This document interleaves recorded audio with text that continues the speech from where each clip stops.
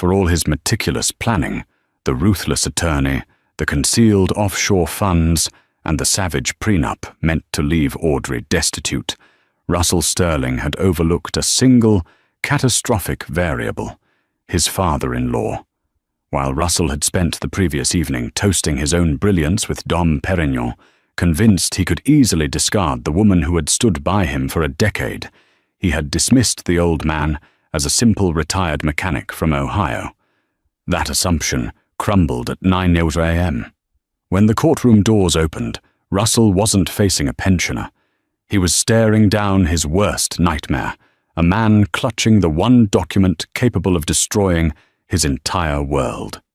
The air inside the Golden Rail, one of Boston's most exclusive private clubs, smelled of aged mahogany, cigar smoke, and the distinct crisp scent of arrogance. Russell Sterling held his crystal tumbler of scotch up to the light, admiring the amber liquid. He was 42, handsome in a predatory sort of way, with a jawline that looked like it had been chiseled out of granite, and a suit that cost more than most people's cars. "To freedom," Russell said, a smirk playing on his lips. Across the table, Harrison Cole, his attorney, clinked his glass against Russell's. Harrison was a man who resembled a ferret in a bespoke suit, sharp-nosed, beady-eyed, and utterly ruthless. He was the kind of lawyer you hired when you didn't care about justice, only winning. "To total and complete exoneration," Harrison corrected, taking a sip. "And to the Obsidian Trust remaining. Strictly hypothetical." Russell laughed, a loud, barking sound that caused a few heads to turn. "She has no idea, Harrison. Audrey thinks I'm worth maybe $5 million on paper. She doesn't know about the holdings in the Caymans. She doesn't know about the shell company in Delaware. And she certainly doesn't know that the house she's sleeping in tonight is already sold to a private LLC, controlled by, well, me." "It's a masterclass, Russell," Harrison said, leaning back. "Honestly, usually, the wives have a sense. They hire a PI. They dig through the trash. But Audrey, she's been docile as a lamb. She signed the prenup back in 2014 without even reading the rider clauses. Tomorrow is just a formality. We go in, Judge DeSalvo stamps the decree, and you walk out a single man with your fortune intact. We give her the Volvo and maybe 10 grand for relocation assistance. It's brutal, but hey, that's business." Russell checked his watch. It was a Patek Philippe, another asset he'd conveniently lost in a poker game to his brother last month, only to have his brother hold it for him until the divorce finalized. "She's weak," Russell muttered, his eyes narrowing. "That's her problem. She's always been weak, just like that old man of hers. What was he? A shift manager at a tire plant in Akron? Pathetic." Russell pulled out his phone, a text message from Jessica, his assistant, and the woman waiting for him in a condo downtown, lit up the screen. "Is it done yet?" "I have the champagne on ice." Russell typed back, 12 hours, baby. Then we own the city." He thought back to the last conversation he'd had with Audrey 3 days ago in the kitchen of their sprawling estate in Brookline. She had looked tired. Her blonde hair, usually kept neat, was pulled back in a fraying, messy bun. She was wearing sweatpants. She looked defeated. "Russell, please," she had whispered, holding a coffee mug with both hands to stop them from shaking. "I don't care about the money. I just want the house. It's the only stable thing the kids have known." "The kids are going to boarding school in Switzerland, Audrey," he had snapped, grabbing his keys. "And the house is too big for you. You can't afford the heating bill, let alone the property tax. Do yourself a favor. Don't fight me on Tuesday. If you fight, I will bury you in legal fees until you're living in a cardboard box." She hadn't said a word after that. She just looked down at her coffee. That was the moment Russell knew he had won. She had no fight left. She had no allies. Her mother had passed away 5 years ago, and her father, Arthur, was a ghost. Some old guy who sent a card with a $20 bill in it every Christmas and barely spoke 2 words at the wedding. "One more round," Russell yelled to the waiter, "and bring the bottle." They drank until 2 a.m. Russell went home to the condo, not the estate. He slept the sleep of the just, or at least the sleep of the incredibly wealthy and morally bankrupt. He didn't dream of his wife of 10 years. He didn't dream of the tears she'd cried when he missed their anniversary for the 3rd year in a row. He dreamed of the yacht he was going to buy on Wednesday. He was going to name it the Alimony, a final private joke. Little did he know, across town, in a small, dimly lit hotel room at the Holiday Inn Express, a light was still burning. Audrey sat at a small desk, her hands folded. Sitting on the bed behind her, cleaning a pair of wire-rimmed spectacles with a microfiber cloth, was a man in a flannel shirt and worn-out jeans. Arthur Holloway didn't look like much. But then again, neither did a loaded gun until the trigger was pulled. "Go to sleep, Katie," Arthur said gently. His voice was gravel, rough from years of breathing in factory dust, or so Russell assumed. "I'm scared, Dad," Audrey whispered. "Harrison Cole is a monster. He destroyed his last 3 opponents. Russell says he has Judge DeSalvo in his pocket." Arthur put his glasses on. His eyes were a startling, icy blue. Intelligent eyes. Dangerous eyes. "Let Mr. Cole be a monster," Arthur said, standing up and walking over to his daughter. He placed a heavy, calloused hand on her shoulder. "And let Russell think he's a king. Kings get careless. They forget to look down at the grass to see where the snakes are hiding." "Russell thinks you're a mechanic," Audrey said, a small, nervous smile touching her lips. Arthur chuckled. It was a dry, humorless sound. "I was a mechanic, Katie. I fixed broken things.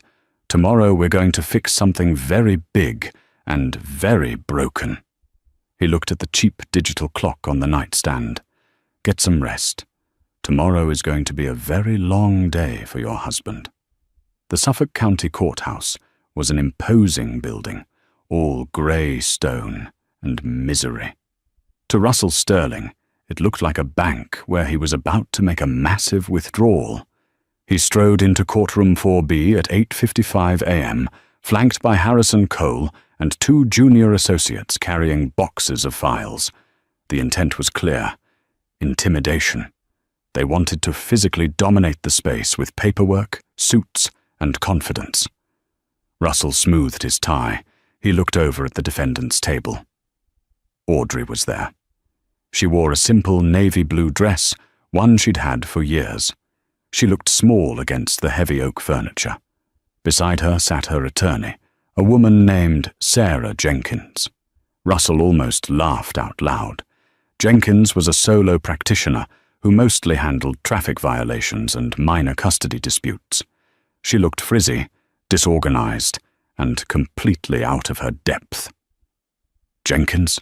Harrison whispered to Russell, covering his mouth to hide a sneer. "This is going to be a bloodbath. I almost feel bad." "Don't," Russell said coldly. "Just finish it." "All rise," the bailiff bellowed. Judge Anthony DeSalvo entered. He was a heavy-set man with a face like a bulldog and a reputation for hating long, drawn-out proceedings. He wanted efficiency. Russell liked that. Efficiency favored the one with the best paperwork, and Russell's paperwork was immaculate. "Docket number 492-1, the clerk announced. "Sterling v. Sterling." "Good morning, Your Honor," Harrison Cole boomed, standing up and buttoning his jacket. "Harrison Cole for the plaintiff, Mr. Russell Sterling. We are ready to proceed with the summary judgment, based on the prenuptial agreement, signed August 14th, 2014. "Miss Jenkins?" Judge DeSalvo looked over his reading glasses. "Good morning, Your Honor," Sarah Jenkins said. Her voice was steady, but quiet. Sarah Jenkins for the defendant, Mrs. Audrey Sterling. All right, DeSalvo sighed, shuffling papers. I've reviewed the motions. Mr. Cole, you're asserting that the assets in question, specifically the Brookline estate, the portfolio with Vanguard, and the collection of vintage automobiles, are sole property of Mr. Sterling, pre-protected by the prenup. That is correct, Your Honor, Harrison said, pacing slightly. The agreement is explicit. Any assets acquired through Sterling Industries or its subsidiaries remain the sole property of my client. Mrs. Sterling waived her rights to equitable distribution in exchange for a lump sum payment of $50,000 upon dissolution of the marriage. A ripple of murmurs went through the few people in the gallery. $50,000. It was an insult. It wouldn't even cover rent in Boston for a year. And, Harrison continued, pressing his advantage, we have evidence that Mrs. Sterling has been fiscally irresponsible during the marriage, necessitating this strict separation. My client has been the sole provider. Russell sat back, crossing his legs. He watched Audrey. She wasn't looking at him. She was looking at the double doors at the back of the courtroom. Who is she waiting for? Russell thought. Her boyfriend? Some loser she met at the gym? Ms. Jenkins, the judge said, do you have any counter-arguments regarding the validity of the prenup? Sarah Jenkins stood up. She shuffled her papers nervously. Your Honor, we are not contesting the signature on the prenup. Russell smirked. Game over. However, Jenkins continued, we are contesting the completeness of the financial disclosure provided by Mr. Sterling at the time of signing, and indeed, the financial disclosure provided to this court today. Harrison Cole laughed, a short, dismissive sound. Objection, Your Honor. This is a fishing expedition. We have provided over 4,000 pages of financial documents. Mr. Sterling's life is an open book. Your Honor, Jenkins said, we believe there are significant assets, totaling in the mid-8 figures, that have been deliberately concealed through a network of shell companies in the Cayman Islands and Nevis. That is a lie, Russell blurted out, standing up. Sit down, Mr. Sterling, Judge DeSalvo barked. He looked at Jenkins. That is a serious accusation, Counselor. Do you have proof? Because if you're just stalling, I will hold you in contempt and grant the plaintiff's motion immediately. We do have proof, Your Honor, Jenkins said. But it involves a complex web of corporate entities. I would like to call a witness who can explain the structure of Obsidian Holdings, LLC. Russell froze. Obsidian. He felt a cold drop of sweat slide down his spine. He had never spoken that name to Audrey. He hadn't even written it down in his home office. It existed only on a secure server in Zurich and in the mind of his offshore banker. Harrison Cole stiffened. Your Honor, this is preposterous. There is no witness list. They cannot just surprise us with— Actually, Your Honor, Jenkins interrupted. We filed an amended witness list this morning at 8 a.m., adhering to the 60-minute emergency disclosure rule for rebuttals. DeSalvo checked his computer screen. She's right, Mr. Cole, it's here. The judge squinted at the screen. Arthur Holloway. Russell blinked. He let out a breath of relief. Arthur? Her dad? Russell leaned over to Harrison. It's fine, he whispered aggressively. It's her father. He's a nobody. He's a retired factory worker. He doesn't know what an LLC is. They're desperate. Let him testify. I'll tear him apart on cross-examination myself. Harrison looked doubtful, but he nodded. Very well, Your Honor. We have nothing to hide. Let's hear from the father. Bailiff, call Arthur Holloway, the judge said. The heavy double doors at the back of the courtroom groaned open. Russell turned around in his swivel chair, a smug grin plastered on his face, ready to intimidate the old man with a stare. He expected to see a man in a cheap polyester suit, maybe a stained tie, looking confused and frightened. Instead, the man who walked through the doors moved with the silence and precision of a predator entering a clearing. Arthur Holloway was wearing a suit, but it wasn't cheap polyester. It was a charcoal three-piece suit that fit him perfectly. He carried a leather briefcase that looked battered but expensive, the kind used by men who traveled to places where business was done in whispered tones. But it wasn't the clothes that made Russell's smile vanish. It was the way Arthur walked. He didn't shuffle. He marched. His head was high, his eyes locked directly on Russell. There was no fear in those eyes. There was only a cold, hard promise of violence. As Arthur passed the bar and approached the witness stand, he paused for a brief second near Russell's table. He didn't look at his daughter. He looked at Harrison Cole. "Mr. Cole," Arthur said, his voice deep and resonant, carrying to the back of the room without a microphone. "I believe we met in 1998. The Enron hearings? You were a junior associate then. I see you haven't changed your ethics, only your billing rate." Harrison Cole's face went white. The blood drained from it so fast he looked like a corpse. "You," Harrison stammered. He looked at Russell, panic flaring in his eyes.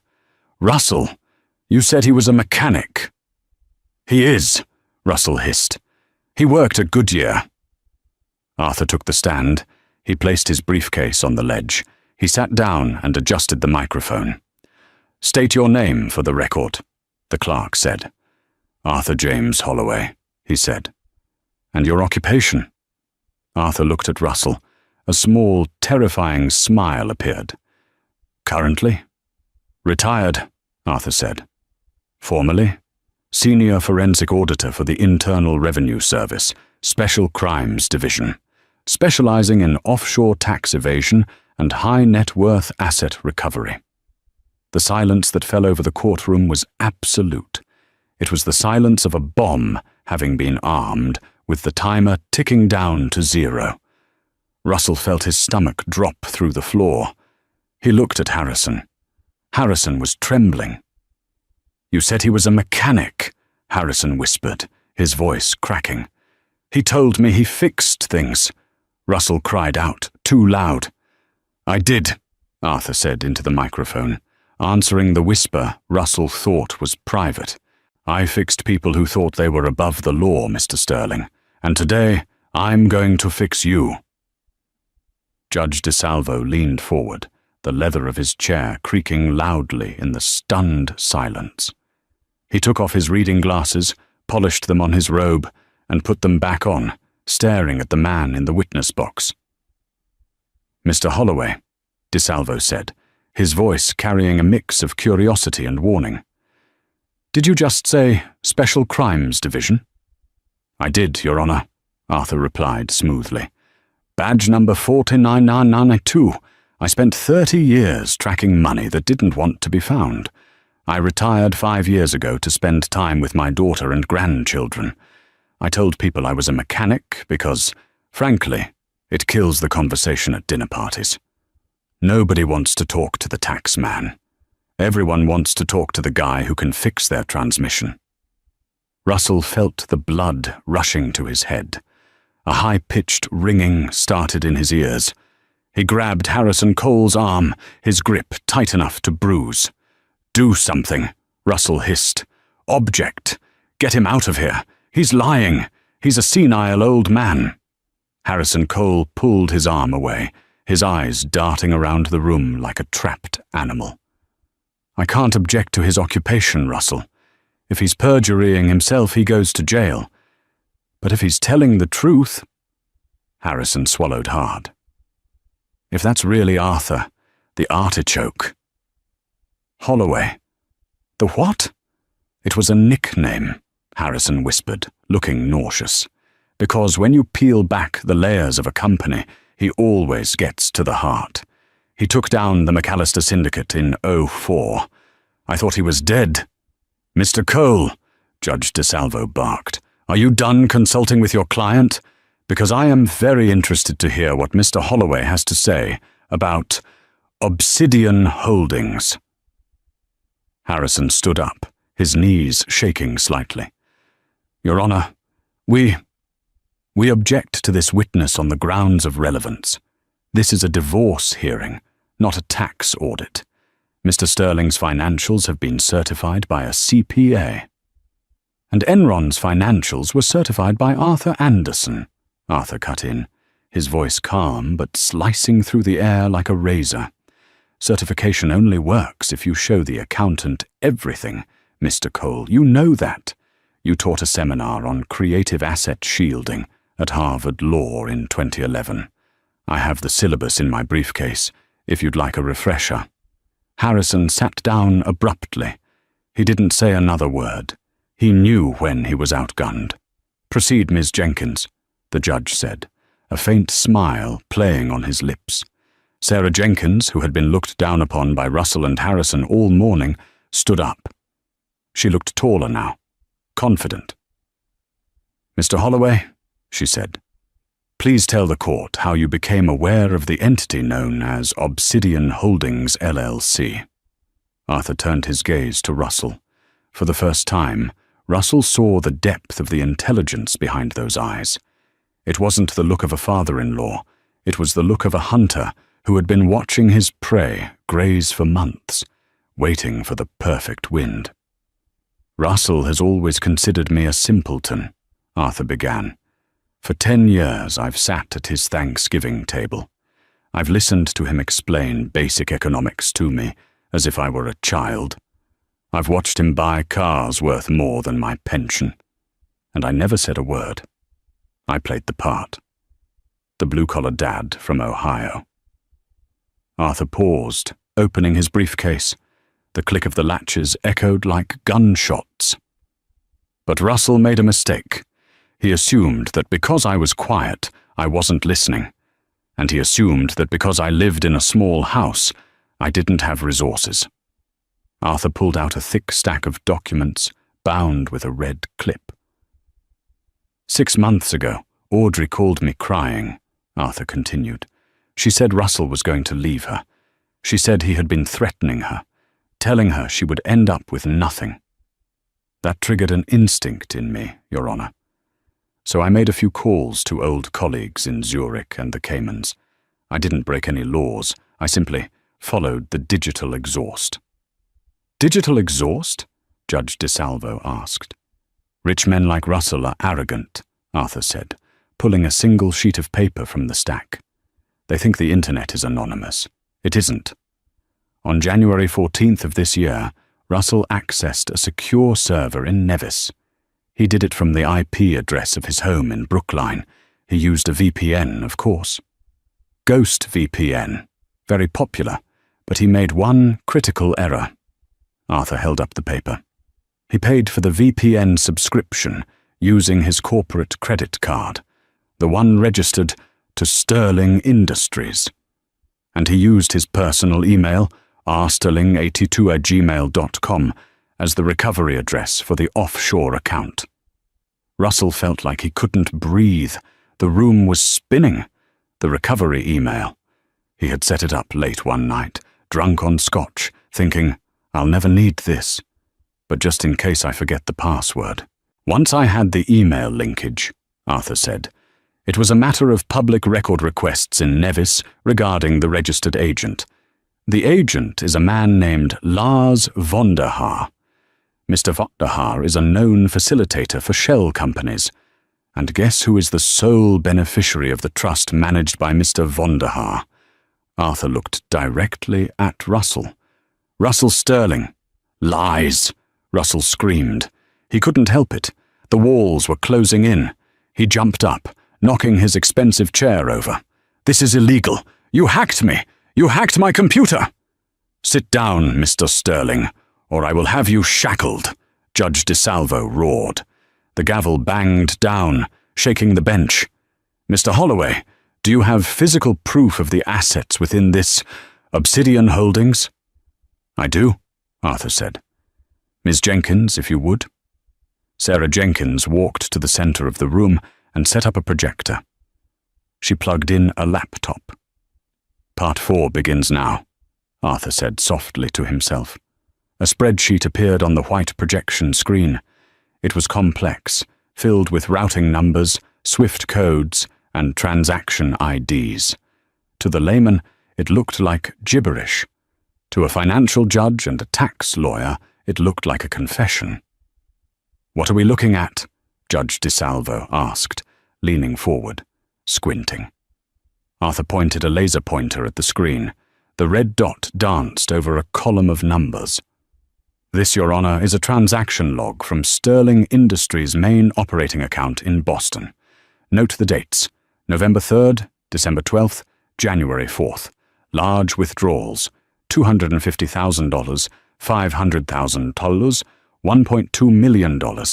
They are labeled in the corporate ledger as consulting fees, paid to a vendor called Global Strategic Solutions."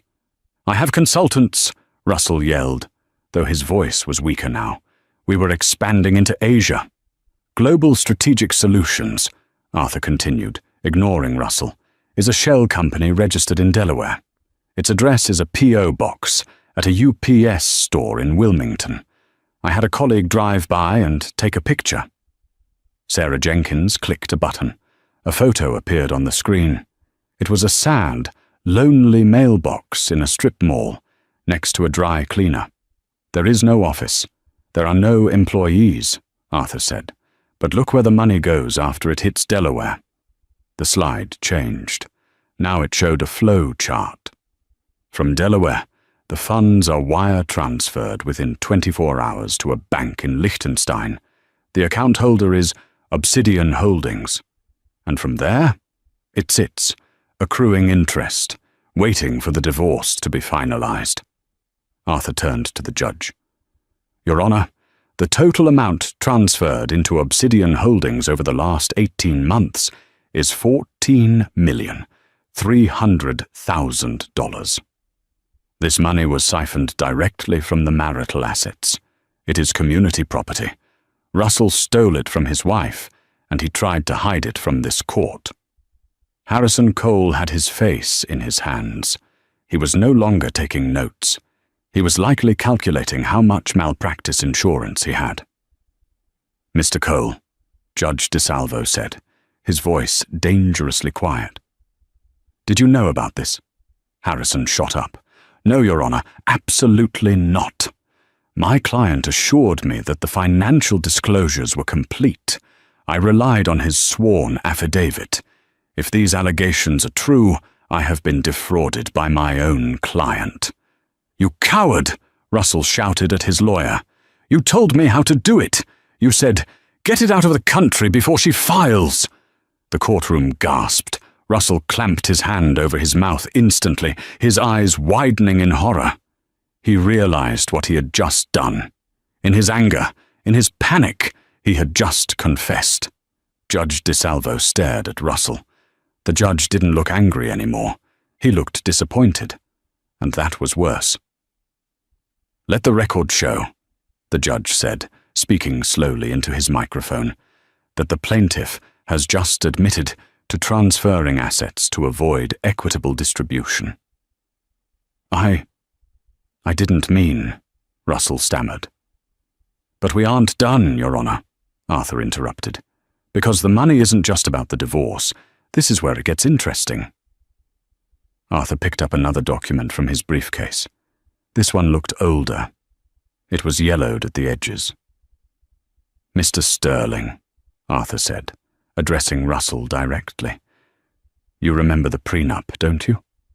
The one you waved in my daughter's face?" "The prenup is ironclad," Russell muttered, trying to regain some ground. "She gets nothing." "Ms. Jenkins," Arthur said. "Page 14, Clause 7b. Sarah Jenkins handed a copy of the prenup to the judge. "Clause 7b, Sarah read aloud. "Material breach and penalty. In the event that either party is found to have willfully concealed assets exceeding the value of $1,000 with the intent to defraud the other party, the entirety of this prenuptial agreement shall be rendered null and void. Russell froze. He didn't remember that clause. "Harrison," Russell whispered. Harrison Cole looked at him with dead eyes. "It's a standard fraud protection clause, Russell. I put it in all my contracts. I assumed you wouldn't be stupid enough to actually get caught." "Since you have just admitted to the concealment," Arthur said, "and the amount is clearly over $1 million, the prenup is dead. Which means—" Arthur took off his glasses and folded them. "Audrey is entitled to 50% of everything, including Obsidian Holdings, including the house, including the company." "No," Russell whispered. "No, you can't take the company. It's my legacy." "There is one more thing," Arthur said. He turned back to the judge. "Your Honor, as a former federal officer, I have a duty to report crimes. The $14 million in Obsidian Holdings wasn't taxed. It was written off as business expenses, consulting fees. That represents approximately $5 million in tax evasion." Arthur pulled a small, sealed envelope from his jacket pocket. "I took the liberty of compiling a formal whistleblower report for the IRS Criminal Investigation Division. I haven't mailed it yet. I wanted to see how today went." Russell stared at the envelope. It was white, unassuming, and it contained the end of his life. "If that envelope gets mailed," Harrison Cole whispered to Russell, "you aren't just losing your house. You're going to federal prison for 5 to 7 years. Russell looked at Audrey. She was still sitting quietly, but she was looking at him now. She wasn't smiling. She looked sad. She looked at him with the pity one might feel for a dog that had run into traffic. "Audrey," Russell choked out. "Honey, baby, we can talk about this. We don't need the courts. We can work this out." Arthur stepped down from the witness stand. He walked over to Audrey and stood behind her, his hands on the back of her chair. A shield of steel and flannel. "Mr. Sterling," the judge said, "I am going to call a recess. I suggest you and Mr. Cole have a very, very serious conversation about a settlement offer. And when I say serious, I mean you better offer Mrs. Sterling the moon, the stars, and the sky. Because if you come back in here and make me rule on this, I will strip you of every dime you have, and then I will personally hand that envelope to the district attorney. Recess for 1 hour." The gavel banged. Russell collapsed into his chair. He watched Arthur lean down and whisper something to Audrey. She nodded and took her father's hand. They walked out of the courtroom together, heads held high.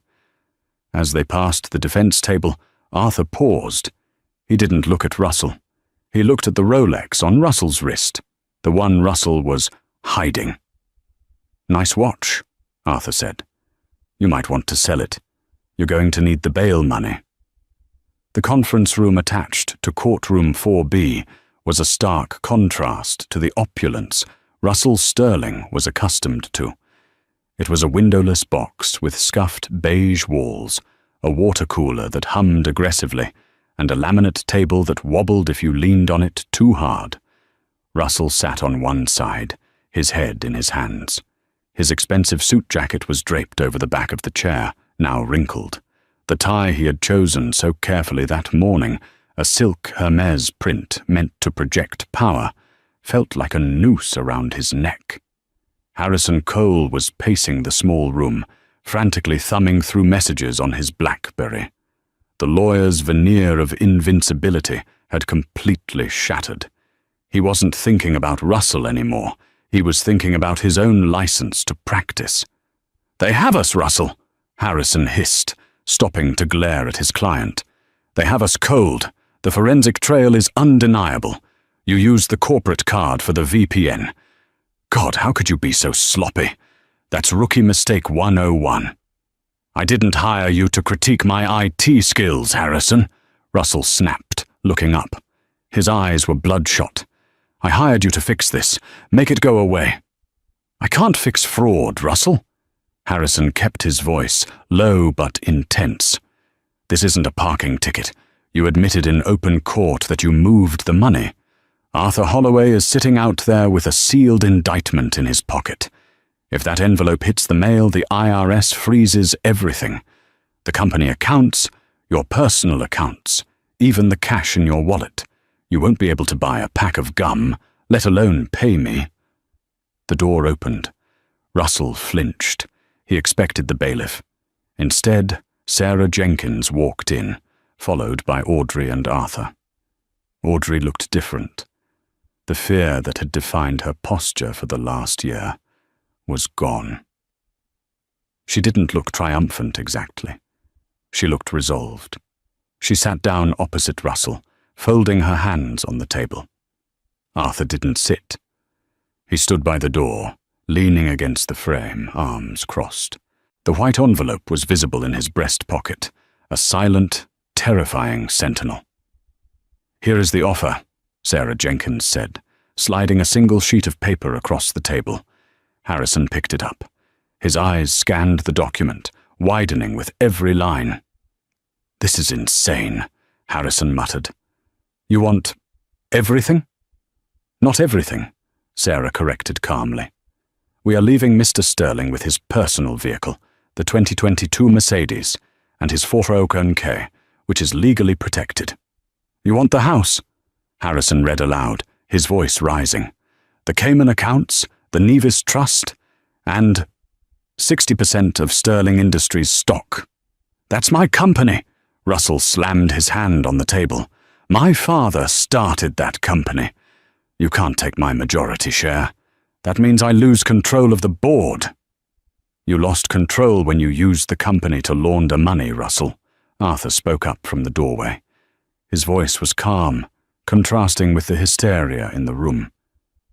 "If the IRS investigates, they will seize the company assets to pay the back taxes and penalties.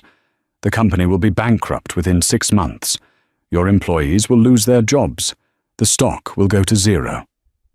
Arthur walked over and tapped the paper in front of Harrison. "This is a mercy kill, Russell. If Audrey takes the 60%, she becomes the majority shareholder. She can fire you, yes, but she won't liquidate the company. She wants to preserve it for the children's inheritance. She saves the business. You get to walk away without handcuffs." Russell looked at Audrey. "Kat, please. You don't know how to run a manufacturing firm. You'll run it into the ground." "I won't run it," Audrey said softly. "I'm hiring a new CEO. Dad knows some people." Russell felt a vain throb in his temple. "So that's it? I build it, and you hand it over to some stranger?" "You didn't build it alone, Russell," Audrey said, her voice gaining strength. "I hosted every dinner party. I managed the renovations so you could refinance. I raised our children while you were working late with Jessica." The mention of Jessica's name sucked the air out of the room. Russell went pale. "I know about her," Audrey said, tears welling in her eyes, but she didn't let them fall. "I've known for 6 months. I found the receipts for the bracelet you bought her. The Cartier Love bracelet. You told me business was tight that month, so we couldn't go on vacation. But you spent $12,000 on a bracelet for your assistant." Russell looked down, unable to meet her gaze. The shame was a physical weight, pressing him into the cheap plastic chair. "The offer is non-negotiable," Sarah Jenkins said. "You signed the settlement agreement, admitting to the financial discrepancies as clerical errors, which we will accept for the civil case, and you transfer the assets immediately. In exchange, Mr. Holloway destroys the whistleblower report." "And if I don't sign?" Russell asked weakly. Arthur reached into his pocket and pulled out the envelope. He held it up. Then we go back into the courtroom. Judge DeSalvo issues a ruling that gives Audrey everything anyway, because you committed perjury. And then I walk this down the street to the federal building. The choice is yours, Russell. Poverty or prison. Harrison Cole leaned in close to Russell. "Sign it," he whispered. "Sign it right now. If you go to prison, I can't help you. And frankly, with what you owe me in legal fees, I'm not sure I'd want to." Russell looked at the pen. It was a cheap Bic ballpoint sitting on the table. It looked so insignificant. He thought about his condo downtown. He thought about the yacht he was going to buy. He thought about the reputation he had built as a titan of industry. It was all dissolving like sugar in hot water. "I need time," Russell croaked. "You have 5 minutes," Arthur said, checking his watch. "The judge is back at 11:00. Russell looked at Audrey one last time. He was looking for a trace of the woman who used to forgive him for everything, the woman who would apologize when he yelled at her. That woman was gone. With a trembling hand, Russell picked up the pen. He signed his name at the bottom of the page.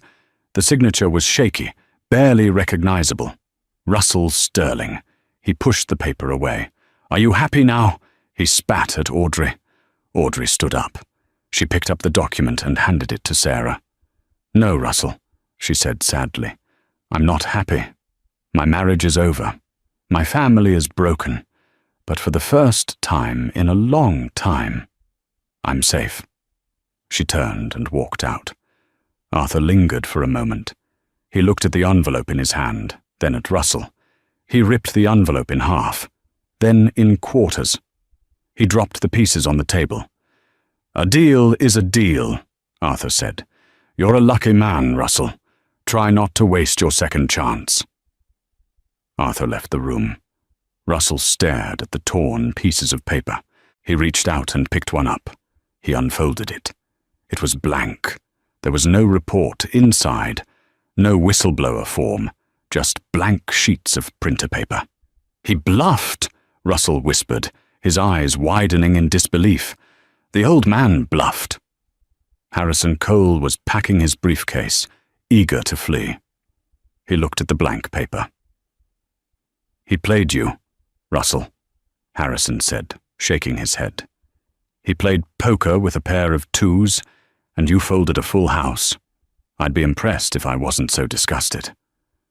Russell let out a scream of rage that echoed off the beige walls, but there was no one left to hear it.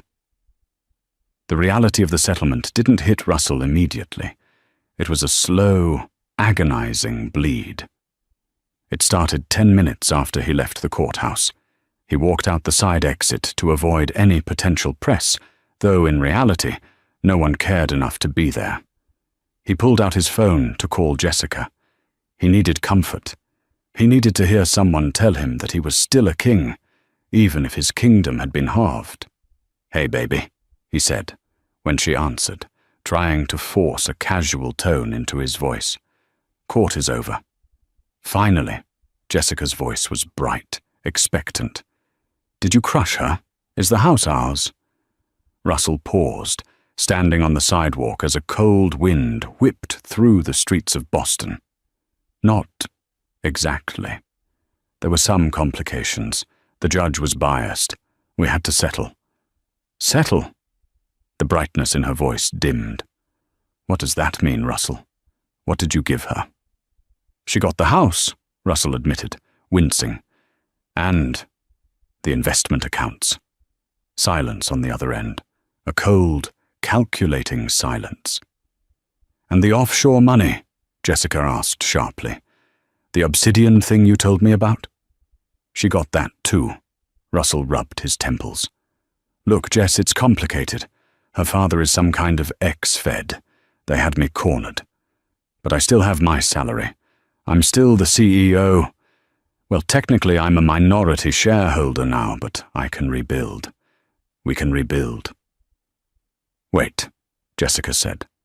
Her voice was unrecognizable. It wasn't the voice of the loving girlfriend. It was the voice of a transaction failing.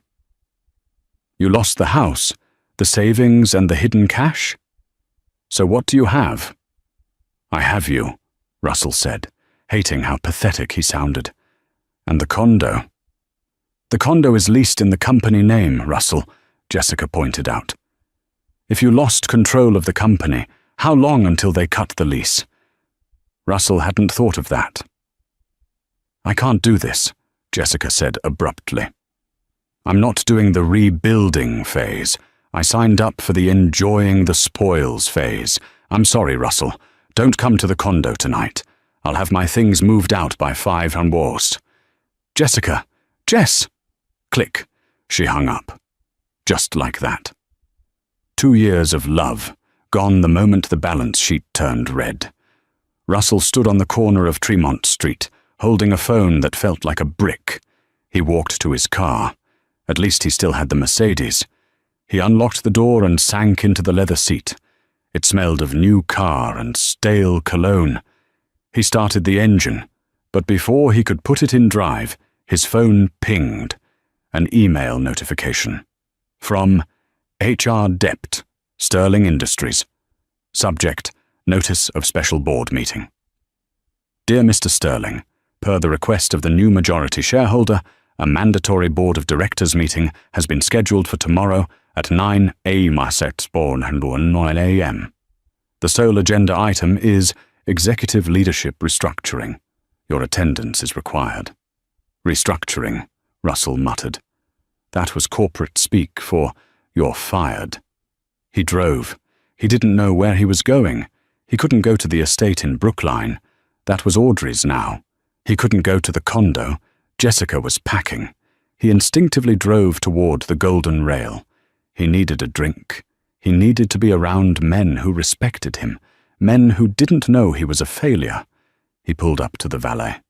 The young attendant, a kid named Leo, who Russell usually tipped well, opened the door.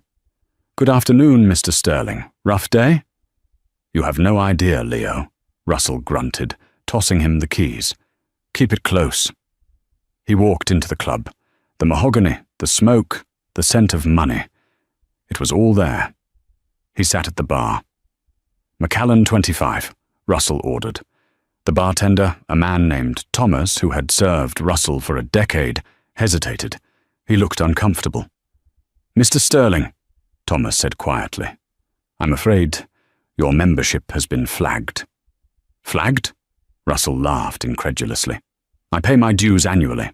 $50,000 a year. What are you talking about? It's not the dues, sir. Thomas leaned in, lowering his voice to a whisper. The bylaws committee met an hour ago. Apparently, news of the court proceedings leaked. Specifically, the admission of fraud. Russell's blood ran cold. Harrison. It had to be Harrison. That snake was distancing himself by spreading the news first, painting himself as the victim of a lying client.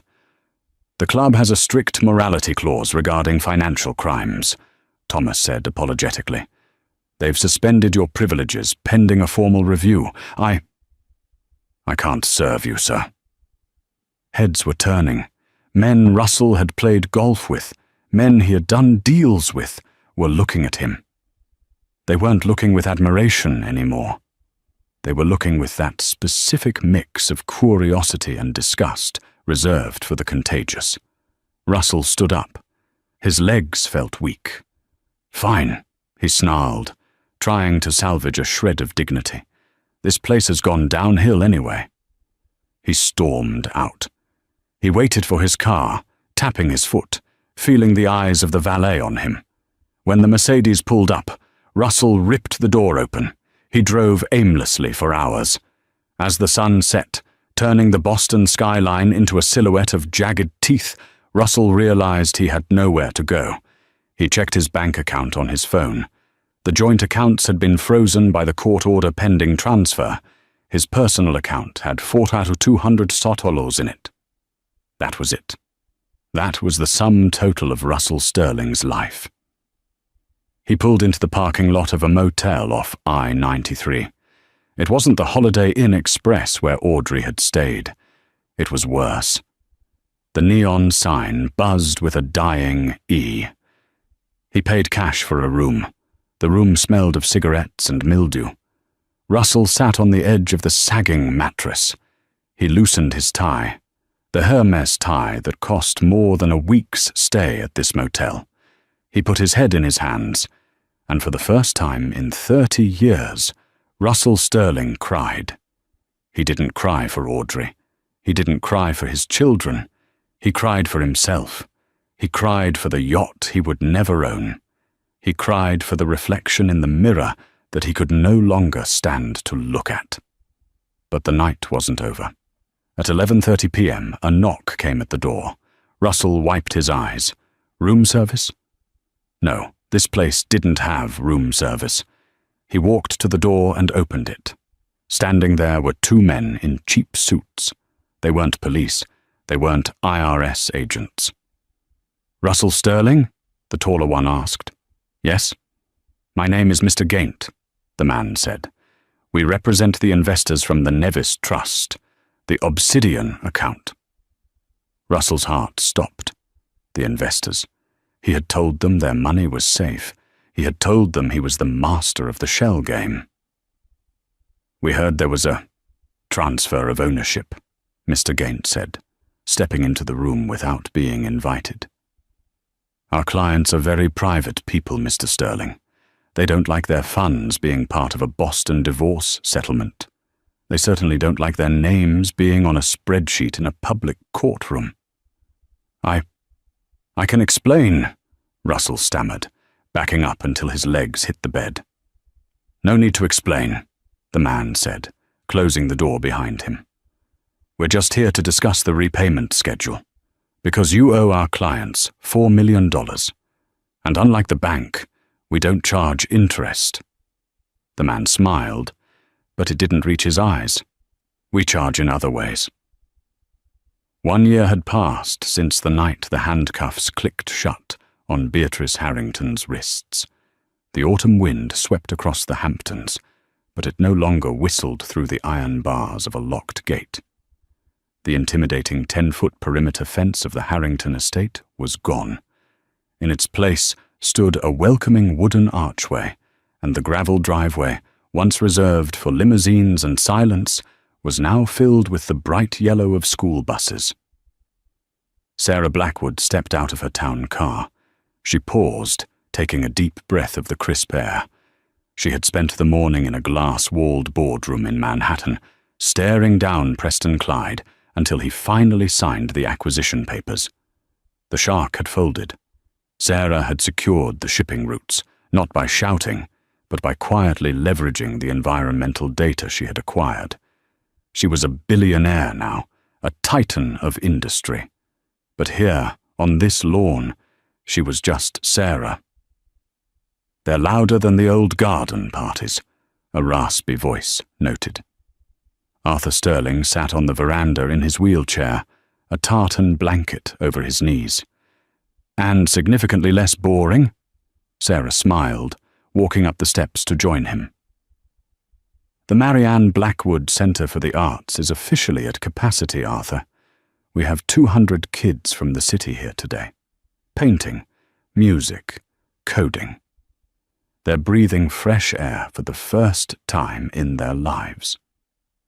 "You could have sold this land for a fortune," Arthur reminded her, though his eyes twinkled with pride.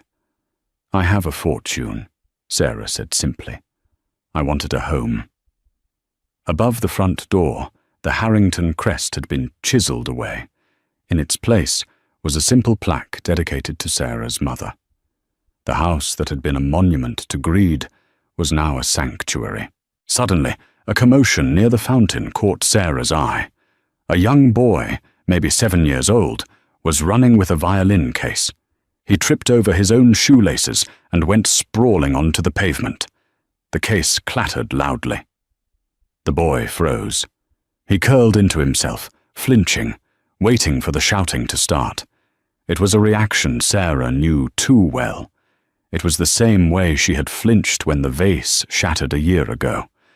Sarah didn't hesitate. She walked over and knelt on the pavement, ruining the knees of her tailored trousers. "Hey," she whispered.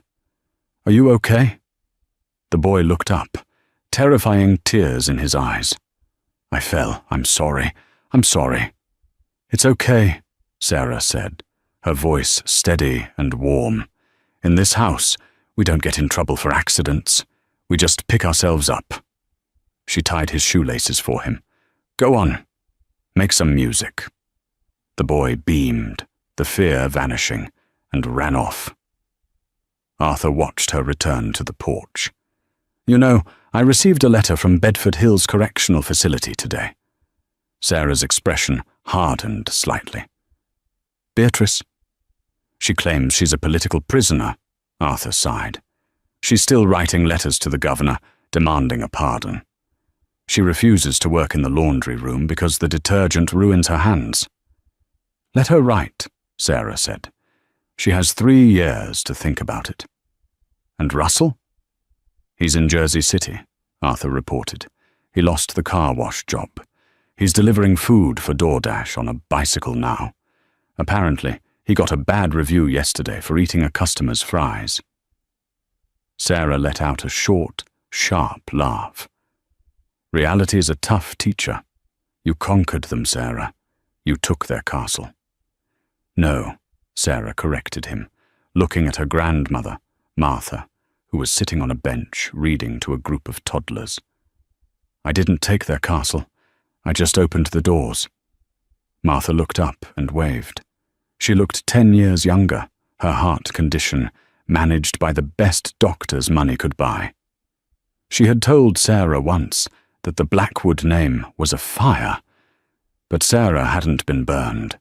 She had used the fire to keep others warm. Sarah looked at the house. It wasn't scary anymore. It wasn't a symbol of her oppression. It was just a building, filled with noise and life and messy, beautiful potential. The maid who had been thrown out into the rain had returned as the owner, but she hadn't become a Harrington. She had remained a Bennett. "Come on, Arthur," Sarah said, grabbing the handles of his wheelchair. "Let's go inside. I think the kids are putting on a concert, and I don't want to miss the opening act." And that is the story of Sarah Blackwood. It serves as a powerful reminder that true nobility isn't defined by your lineage or your bank account, but by how you treat people when you think you have nothing to lose. The Harringtons had everything: money, status, power, and they lost it all because they lacked basic humanity. Sarah had nothing but her dignity, and it turned out to be the most valuable asset of all. She proved that you can walk through the fire of revenge without getting burned, as long as you remember who you are. The Harringtons built walls to keep people out. Sarah built tables to invite people in. That is the only legacy that matters. What an incredible journey, from the service entrance to the boardroom. What do you think? Did Russell deserve a harsher punishment? Or is delivering lukewarm fries in the rain the ultimate justice for a man who used to mock the working class? Let me know your thoughts in the comments below. I love reading your theories. If you enjoyed this story of justice served cold, please smash that like button. It really helps the channel grow. And if you haven't already, hit subscribe and turn on notifications. We have a massive story coming next week about a groom who exposed his bride's secrets at the altar. You do not want to miss the drama. Thanks for watching. Stay kind, and remember, be careful who you step on today. They might be your boss tomorrow. See you in the next video.